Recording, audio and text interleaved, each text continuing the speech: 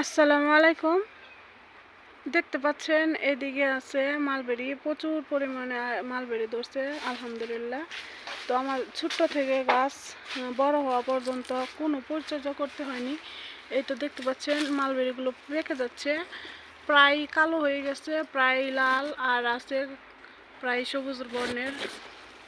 তো খেয়াল করলে দেখতে পারবেন প্রচুর পরিমাণে মালবেরি আছে। এই তো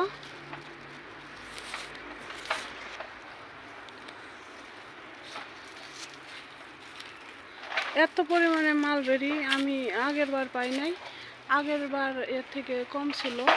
তো মাশাল্লাহ এবারে পুনিং দেই নাই, পুনিং না দেওয়ার কারণে অনেক মালবেরি হয়েছে। তো এখানে আছে আমাদের হালকা পরিমাণে পেঁয়াজ চাষ করছি। তো এদিকে আছে বিলাতি ধনিয়া কই আমরা এটারে। এই বিলাতি ধনিয়াগুলা আজকাল আমাদের অঞ্চলে বিক্রি হয় 20 টাকা মুঠা। তবে আমি এখনও বিক্রি করে নাই, আমার এটি খেতেই লাগে। তো দেখতে পাচ্ছেন এই তো আমার একটি টমেটো গাছ, কি পরিমাণে টমেটো গুটি আসছে দেখেন।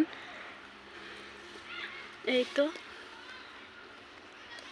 যেহেতু আজকাল সিজন ওভার হয়ে গেছে, টমেটোর দাম খুবই কম, তবুও নিজের গাছের সবজি স্বাদই আলাদা। কোনো পরিমাণের ফরমালিন কিংবা প্রিজারভেটিভ ছাড়া। এই তো দেখেন, এই গাছটা দেখলে আপনারা বুঝতে পারবেন, তার কারণ ওই গাছটা একটু ছোটো বলে বোঝা যাচ্ছে না। এই দেখেন মাশাল্লাহ।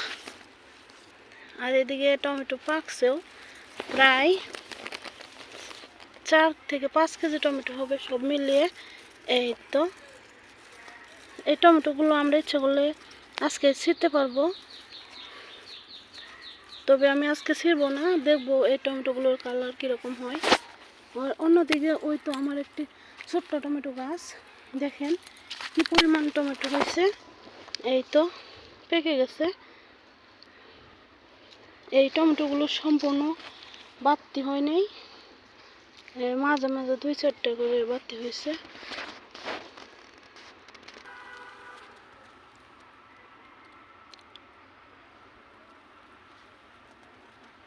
এদিকে আছে স্কোয়াশের গাছ। এই গাছ থেকে আমরা অনেক স্কোয়াশ খাইছি, দেখেন দেখলে অবশ্যই বুঝতে পারবেন। এটা গোড়ার থেকে স্কোয়াশ ধরা শুরু হয়েছিল, 1টা 2টা 3টা 4টা 5টা 6টা 7টা 8টা 9টা 10টা এরকম প্রায় 20টা স্কোয়াশ খাওয়া হয়ে গেছে। তো মাশাল্লাহ দেখেন ওই তো আরেকটা স্কোয়াশ আসতেছে, এখান থেকে লাস্ট একটা স্কোয়াশ নষ্ট হয়ে গেছে।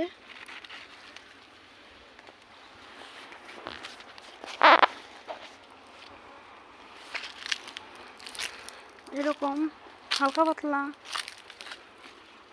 এখানে আছে আমাদের মালবেরি গাছ, আরো কি পরিমাণে মালবেরি হয়েছে মাশাআল্লাহ।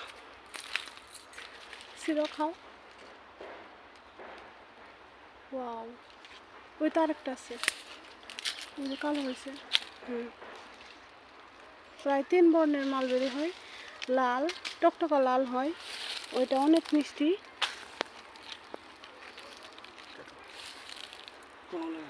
কমলা গাছে মাশাআল্লাহ অনেক ফুল।